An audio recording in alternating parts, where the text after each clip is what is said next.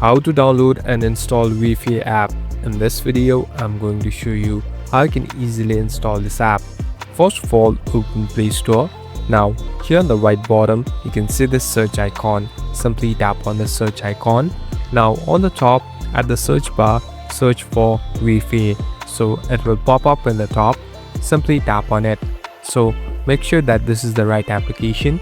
You can verify it by seeing the logo and verify it by seeing the company's name. Now, here on the bottom, tap on install. So the installation has begun. So after you do this, the installation has started. Now, what is Wayfair? Basically, this is an application where you can shop everything. So this is an American based app.